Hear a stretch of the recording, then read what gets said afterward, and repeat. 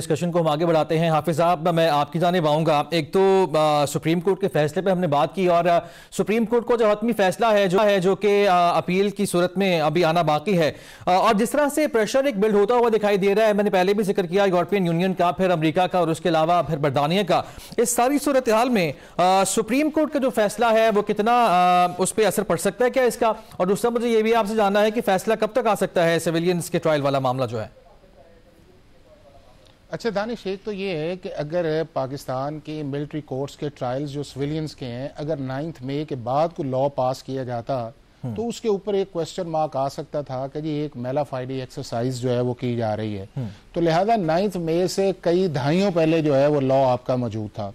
दूसरा उसके अंदर ये है कि पाकिस्तान की सुप्रीम कोर्ट ने जब उसको जजमेंट दिया, और जिसकी तरफ मैंने आपको इशारा भी किया, और एक और इंटरेस्टिंग चीज ये है कि जब 21वीं आईनी तरमीम जिसका खोसा साहब जिक्र भी कर रहे थे, उसके नीचे भी जितनी मिलिट्री कोर्ट्स के अंदर सजाएं दी गई थी वो पेशावर हाई कोर्ट के अंदर उन सजाओं को सेट असाइड कर दिया गया था। वो तकरीबन 270-75 के करीब वो ऐसे लोग थे जिनको मिलिट्री कोर्ट्स के अंदर सजाएं दी गई, और उन सारों की अपीलें जो हैं पीटीआई ने एज ए फेडरल गवर्नमेंट जो है पाकिस्तान की सुप्रीम कोर्ट के अंदर 2019 में फाइल की, और आज भी वो मैटर्स जो है पाकिस्तान की सुप्रीम कोर्ट के अंदर पेंडिंग है, और पेशावर हाई कोर्ट की जजमेंट जो है उन्हें सस्पेंड कर दिया गया था।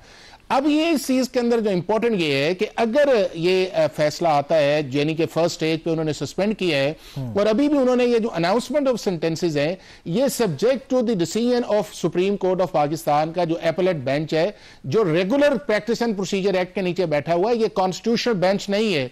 क्योंकि ये बेंच जब 26वीं आईनी तरमीम नहीं आई थी उस वक्त ये बेंच बना था, उसके 6 मेंबर्स थे, और उसके बाद ये मैंने अपना सवाल भी करना था, आपने खुद ही 26वीं आईनी तरमीम का जिक्र कर दिया। जिस तरह हमने भी कहा कि अगर 9 मई के बाद कोई कानून पास होता तो फिर सवालात उठे, लेकिन अगर सुप्रीम कोर्ट की बात की जाए तो 26वीं तरमीम के बाद जो आईनी बेंच बना है, और लगता यह है बादियों नजर में कि हुकूमत के फेवर में ये, तो क्या इस वजह से भी सवाल उठते हुए दिखाई नहीं देते आपको? नहीं दानिश, ये बेंच हुकूमत ने नहीं बनाया, ये bench judicial commission of Pakistan ने नहीं बनाया। ये बेंच जो था पिछले साल दिसंबर के अंदर जब ये अपील्स फाइल हुई उस वक्त काजी फाइज ईसा ने प्रैक्टिस एंड प्रोसीजर के बनाया, और इसकी एक वजह यह थी कि कुछ जजेस ऐसे थे जो आपके सीनियर मोस्ट थे, उन्होंने फैसला किया हुआ था, और कुछ जजेस ऐसे थे जिसमें जस्टिस मंसूर थे, उन्होंने एब्सटेन किया हुआ था इस प्रोसीडिंग्स के अंदर। तो आपके पास यही ऑप्शन बनता था कि जस्टिस अमीरुद्दीन की सरबराही में आप एक 6 मेंबर्स बेंच बनाए। चूंकि 5 तो आपने फैसला कर चुके थे, 11 और 12 में जो थे वो जस्टिस मंसूर, उन्होंने अपने आप को एब्सटेन किया हुआ था। तो यही ऑप्शन था उस चीज के अंदर। अब उसके अंदर ये है कि जब वो एक मेंबर्स जो था उसको आपने अब इजाफा किया है, चूंकि जुडिशियल कमीशन के अंदर जाके जो है उन्होंने कहा जी एक मेंबर और दे दें, तो लिहाजा ये कहना कि ये बेंच गवर्नमेंट ने बनाया ये बिल्कुल फैक्चुअली इनकरेक्ट है।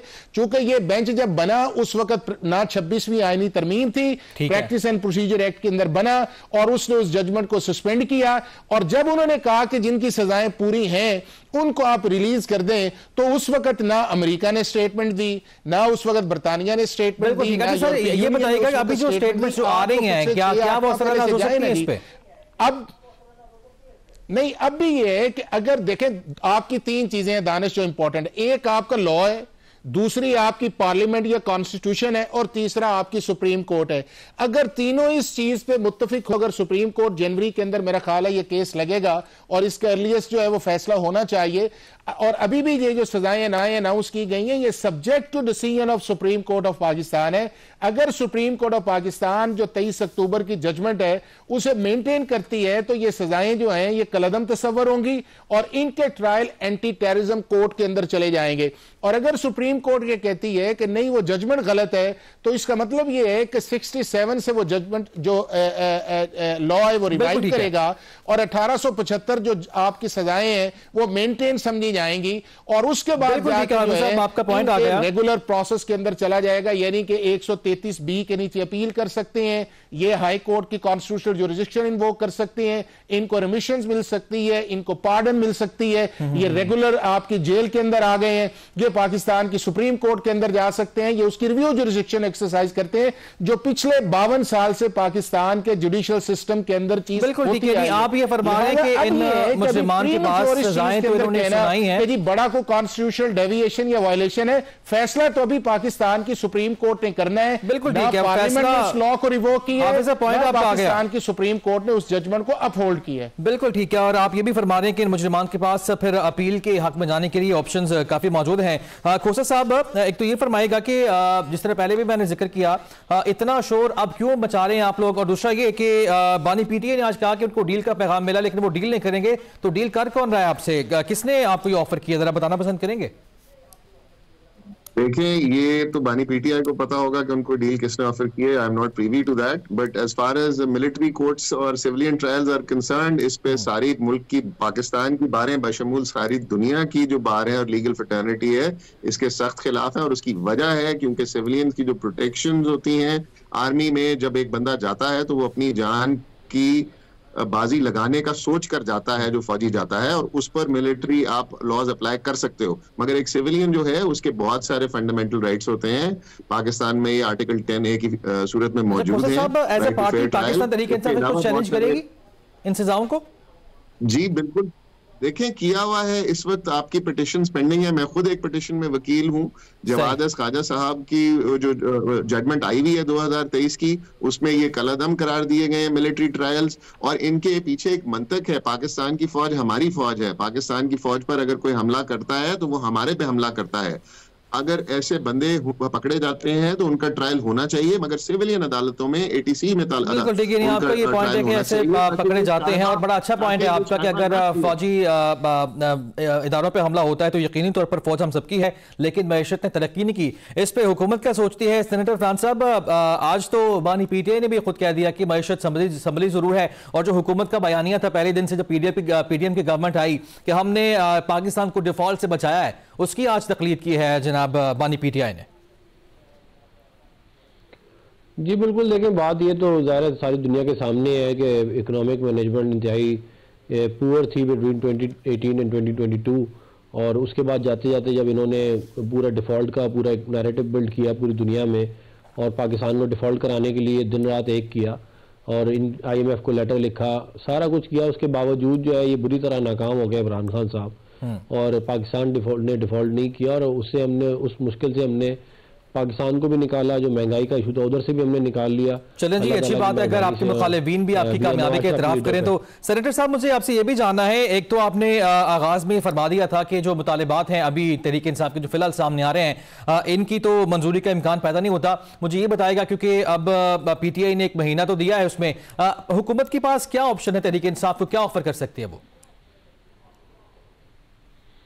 देखिए, हुकूमत के पास मैं ये समझता हूँ कि PTI के पास ऑफर करने के लिए ये है कि हम जो इलेक्शन लॉ है उसको अमेंड कर सकते हैं, हम चार्टर डेमोक्रेसी को देख सकते हैं, फ्यूचर में जो मामलात हैं आगे पॉलिटिकल स्टेबिलिटी के उनको कैसे लेके चलना है उनको देख सकते हैं। ये तमाम चीज़ें जो है माहौल को बेहतर कैसे बनाया जा सकता है उसके ऊपर बात हो सकती है। ये तमाम चीज़ें अगर करें, माहौल बेहतर हो, तो फिर ज़ाहिर है बहुत सारे ऐसे मामलात होते हैं जो शुरू में शायद नहीं माने जाते, लेकिन बाद में उन पर भी बात हो सकती है। और अगर इलेक्शन के ऑडिट का मुतालबा किया जाता है, 1 महीने का टाइम है।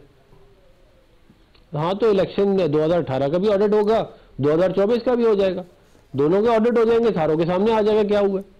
तो ये जो है ये नहीं हो सकता कि PTI के मफादात के हिसाब से ये ऑफर दे चुके कि हमें 18 के मैंडेट पे हुकूमत करने दें, फिर आपसे हमसे 24 वाले मैंडेट पे आप हुकूमत कर लीजिएगा।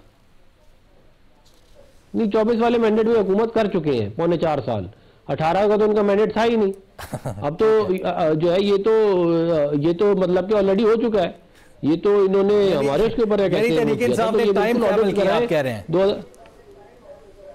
टाइम ट्रेवल नहीं किया, अपना खाता पूरा किया है।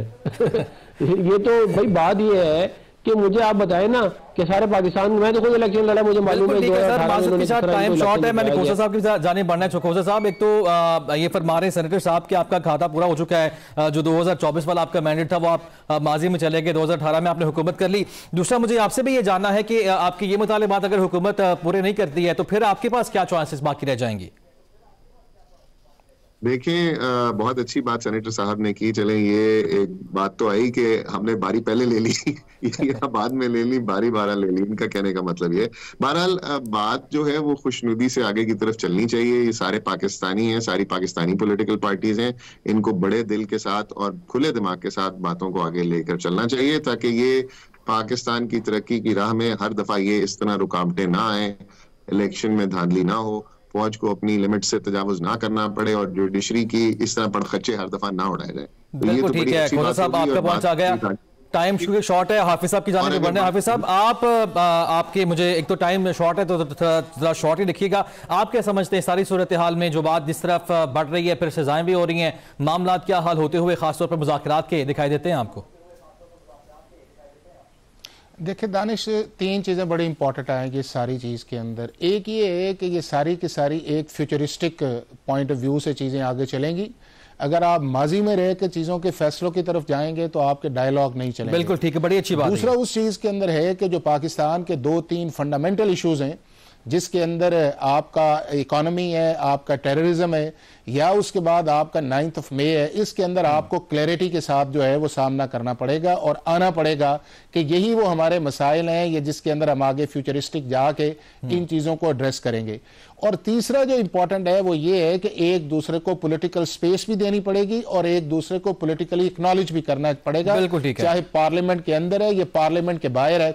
और मेरा ख्याल है कि वे फॉरवर्ड यही हो सकता है कि अगर सारी चीज़ों के ऊपर आप एग्रीमेंट कर लें तो फिर आप एक कंसेंसस उस इलेक्शन की तरफ चले जाएं कि कब होना है, किस तरह होना है और किस तरीके से किया जाए। जो पाकिस्तान के महीने का टाइम दिया, महीने में पॉसिबल है? ये चीजें आएंगी तो मामला आगे बढ़ेगा। हाफिज साहब, महीने में पॉसिबल है? महीने में पॉसिबल है? नहीं, महीने के अंदर तो आप जो है वो एक आउटलाइन ही सेट करेंगे ना। और महीने का टाइम जो है आप देखें, बिल्कुल ठीक है साहब, टाइम क्योंकि खत्म हो चुका है। नाजरीन, टाइम हमारा चुका है और हमारे जो मेहमान थे, तमाम मेहमानों को शुक्रिया अदा करेंगे और इस उम्मीद के साथ कि पाकिस्तान की जो जमातें हैं अगर वो इकट्ठी हुई हैं तो फिर मामलात को मंतकी अंजाम तक पहुंचाएं। और तहरीक इंसाफ ने जो डेट का ऐलान किया है, बहरहाल देखते हैं कि मामलात किस तरह निपटते हैं। मुझे इजाजत दीजिए, अल्लाह हाफिज।